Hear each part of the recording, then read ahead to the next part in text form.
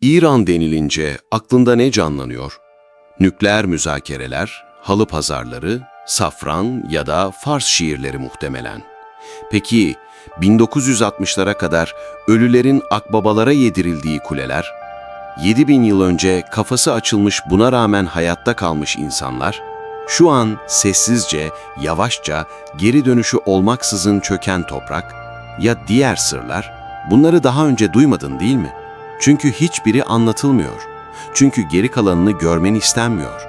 En tehlikeli olanı ise şu an hala devam ediyor. Kirli Arşiv'e hoş geldiniz. Bu bölümde İran'ın tarihin en derin katmanlarına gömülmüş sırlarını aydınlatmaya çalışacağız. Yaz şehriyle başlayalım. Çölün ortasında iki alçak tepe var.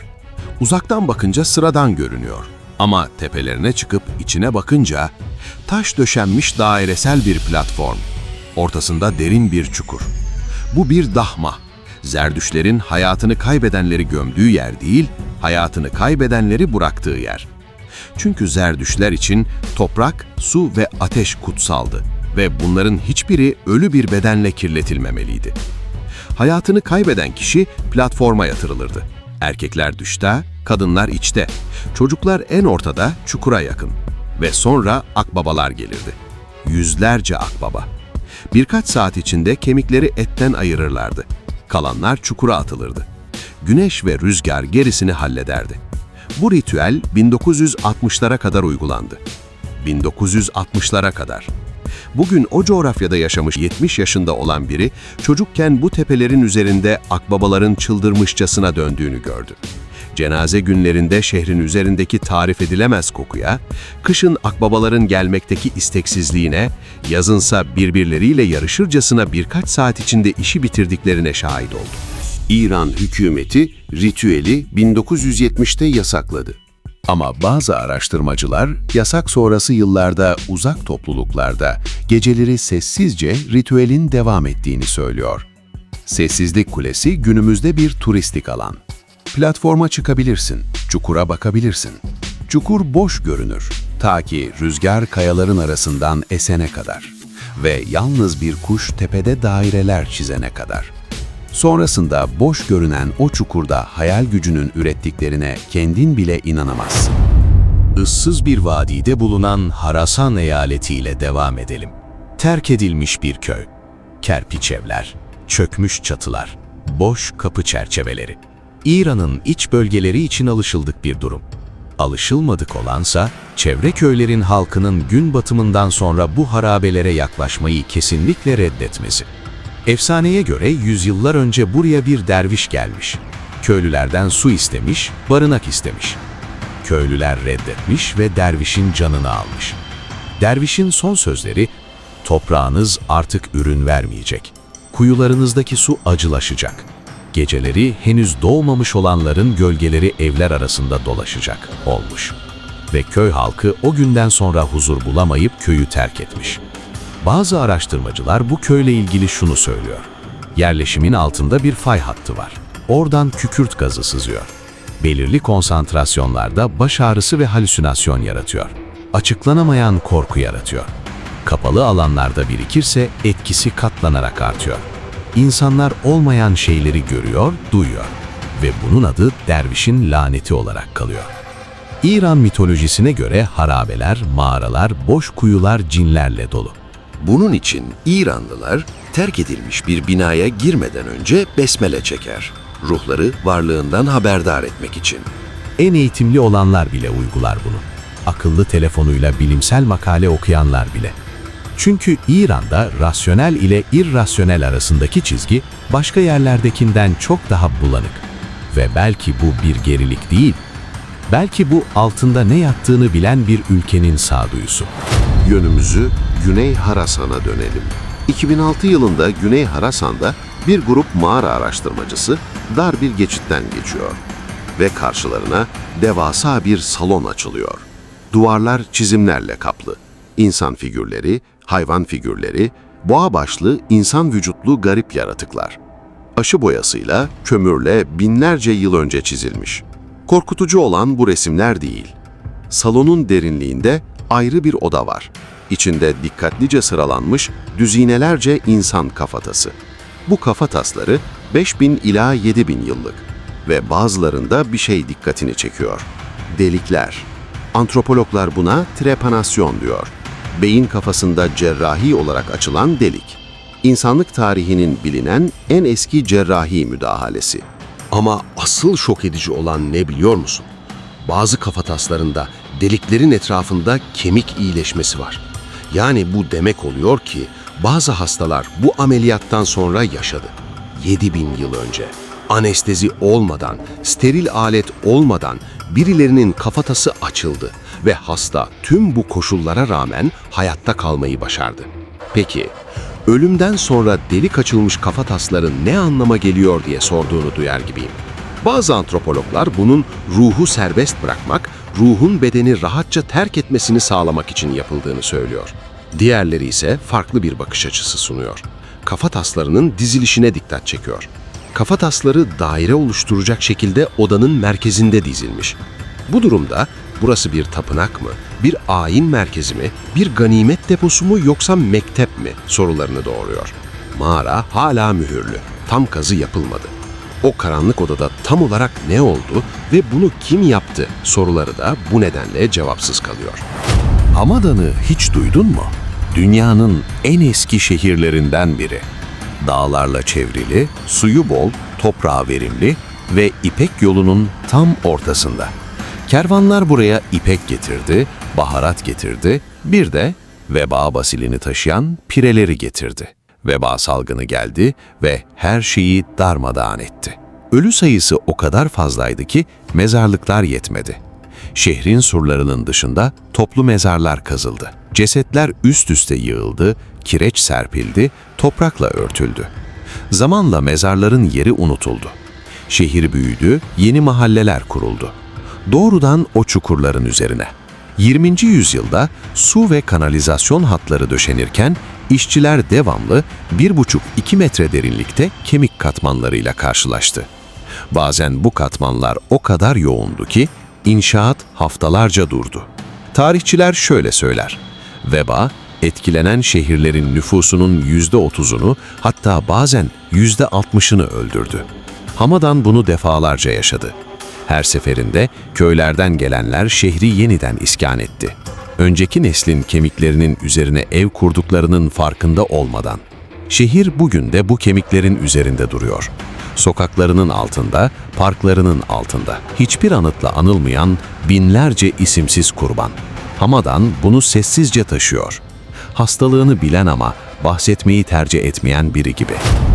2004 yılına gelelim. İsfahan vilayeti. Nuşabat kasabası. Hüseyin adında bir adam avlusunda kuyu kazıyor. Su bulanıklaşmış. Daha derine inmesi gerekiyor. Ayaklarının altındaki toprak aniden açılıyor ve Hüseyin karanlığa düşüyor. El feneri yok. Nerede olduğunu bilmiyor. Komşular onu çıkardığında el fenerleriyle aşağı iniyorlar ve sonsuz karanlığa uzanan bir tünel buluyorlar. Arkeologlar inceleme yapmaya geliyor ve şok oluyor. Burası birkaç mağara değil, 3 katlı bir yeraltı şehri. 4 ila 18 metre derinlikte yumuşak kireç taşına oyulmuş. Yaşam alanları, depolar, havalandırma şaftları, kuyular, kanalizasyon sistemi. Sasani dönemine ait.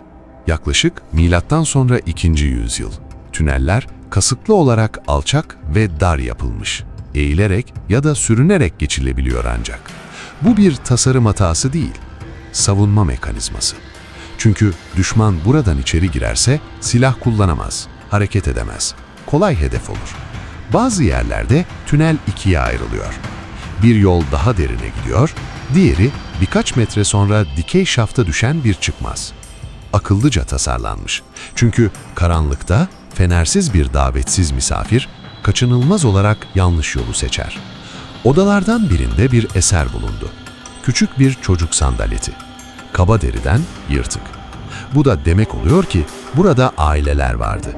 Günlerce, belki haftalarca bu tünellerde başlarının üzerinden düşman atlarının nal seslerini dinleyenler. Küçük bir sandalet ve ötesinde kelimelerle tarif edilemeyecek bir korku. Sıradaki araştırma Zagros Dağları.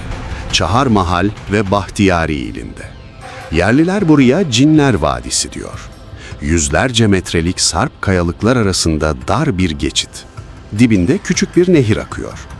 Gündüzleri sıradan bir dağ manzarası. Gece her şey değişiyor. Yakın köylerin sakinleri karanlık çöktüğünde geçitten sesler yükseldiğini söylüyor. Bu sesler rüzgar değil, su değil.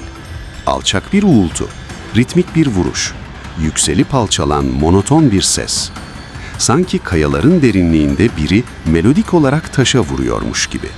Bazen buna sözsüz bir şarkı eşlik ediyor. Çobanlar gün batımından sonra sürülerini buradan geçirmiyor. Hayvanlar, sesler insan kulağına ulaşmadan önce geri çekiliyor. Jeologlar bu olaya mantıklı bir açıklama sunuyor.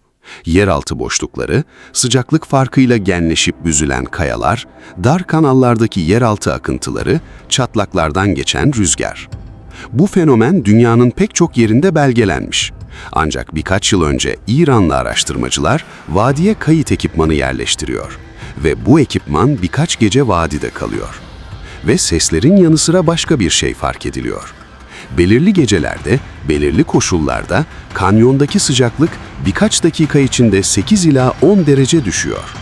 Meteorolojik bir nedeni yok. Hava kütlesi hareketi yok, bulut örtüsü yok, sadece oluyor. Ve sonra normale dönüyor.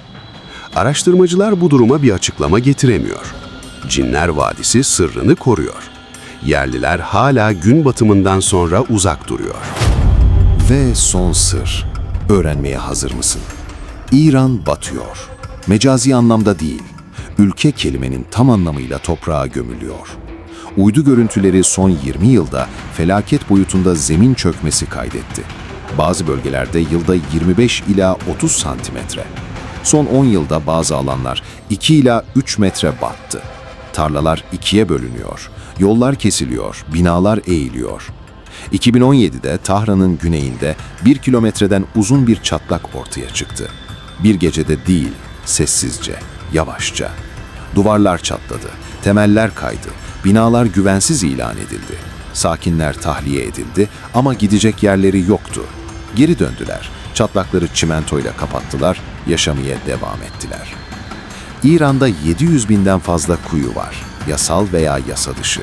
10 yıllardır yeraltı suyu yenilenebileceğinden çok daha hızlı çekiliyor. Su tabakası boşaldığında üzerindeki toprak desteğini kaybediyor ve çökmeye başlıyor. Yavaşça, fark edilmeyecek kadar yavaş. Yarın tüm kuyular kapatılsa bile toprak geri yükselmeyecek. Çünkü milyonlarca yılda oluşan yapı sonsuza dek yok oldu. Bu iyileştirilecek bir yara değil, bir uzuv kaybı. Persepolis risk altında, İsfahan'ın camileri risk altında. Demir yolları, gaz boruları, konut binaları.